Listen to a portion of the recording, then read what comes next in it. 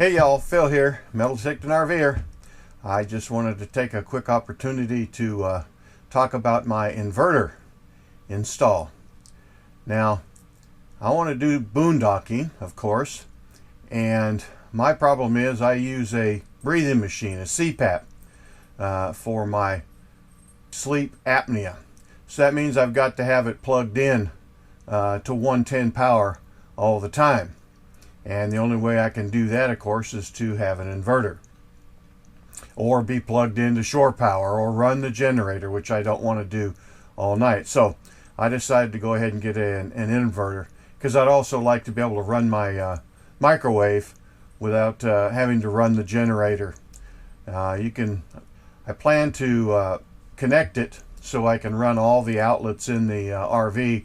So the only thing I won't be able to run is the air conditioner. So there are numerous inverters out there, all the way from 10 watts, 20 watts, all the way up to 3,000 watts and so forth.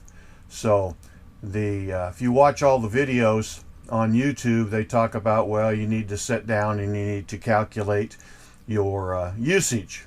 This appliance uses this many watts, this many volts. This appliance uses this many watts, this many volts. So I didn't go through all that. I just know that I want to be able to run my microwave and run my CPAP machine. And there are a couple different types of inverters: the true sine or pure sine wave and the modified sine wave. If you want to run your computers and TV and other electronic devices, you need the true sine or the pure sine wave inverter. They don't like the modified sine wave. So what I've done is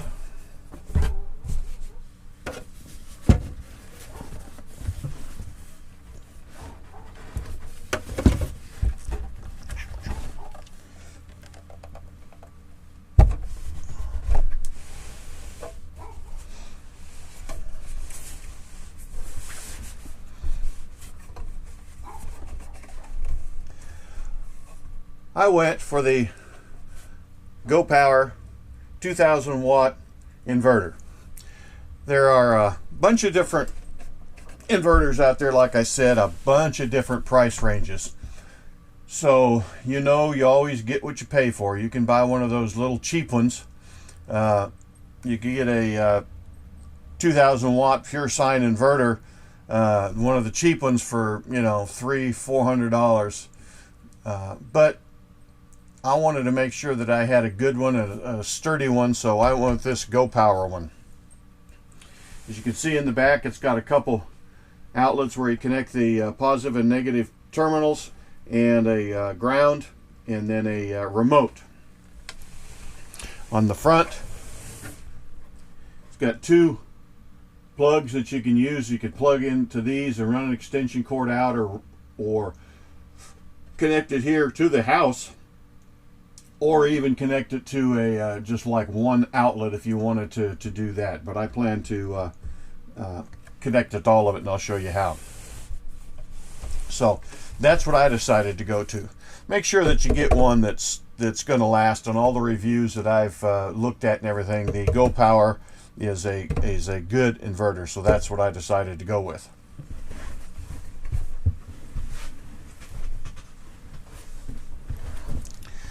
Next thing I got is a Go Power, again, TS30 transfer switch, 30 amps.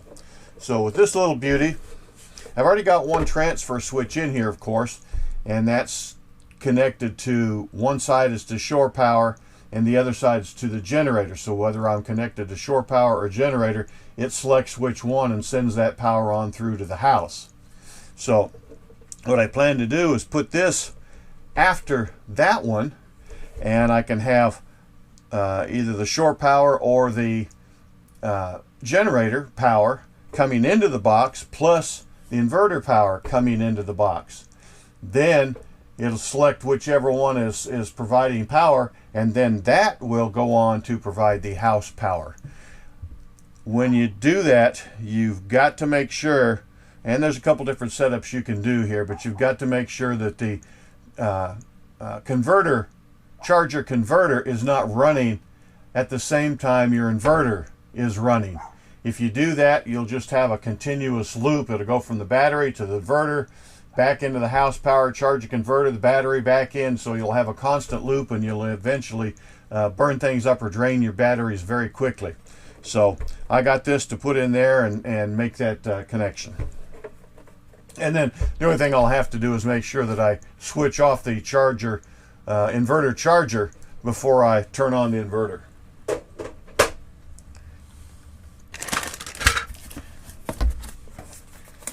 And then, since I plan to put the inverter under the dinette here, which I'll show you in a minute, I went ahead and got the remote GoPower remote switch, so I can plug this in the little socket I showed you there in the back of the inverter, and then place this up somewhere. I haven't decided exactly where I'm going to put it yet, but then I can switch the inverter on and off remotely and not have to reach the inverter itself, because I'm going to have it under the dinette. So I got this. And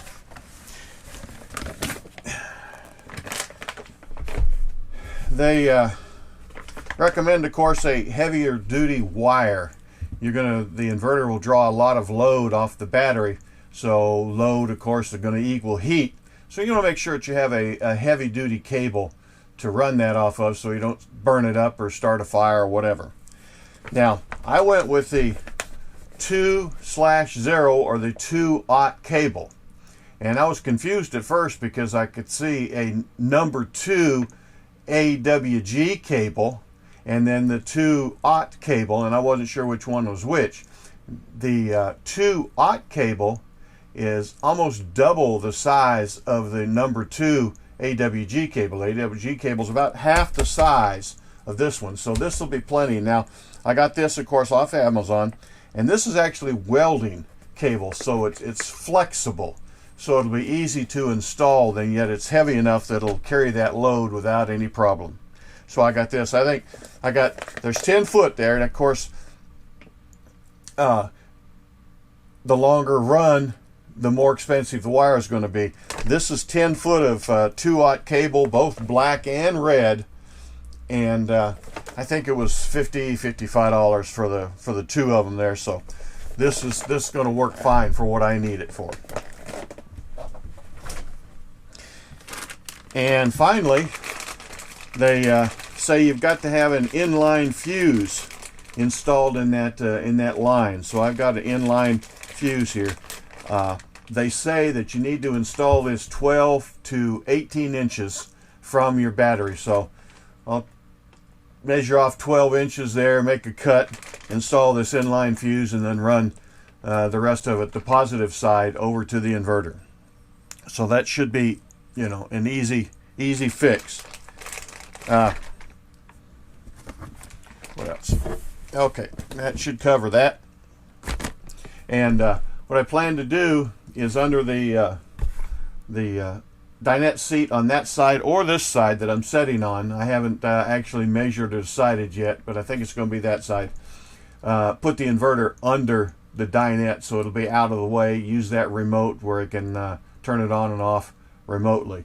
And my battery bank is right over there in my entry step, so it's actually only about 4, maybe 5 feet, so I should have some extra battery cable left over when I put my for my solar when I install that. And I will break this video up into a couple parts. This is basically the description of what I'm doing and why I'm doing it. Then I'll show you next video actually installing the inverter, plugging up the wires, and so forth. So until next time, fill out. Hey there, Phil here. First of all, I'd like to thank you for watching my videos. I really do appreciate it. And please, if you like my channel, go ahead and subscribe and get all the upcoming videos. And don't forget, give me a thumbs up if you like the videos. And also, leave me a comment. I appreciate it.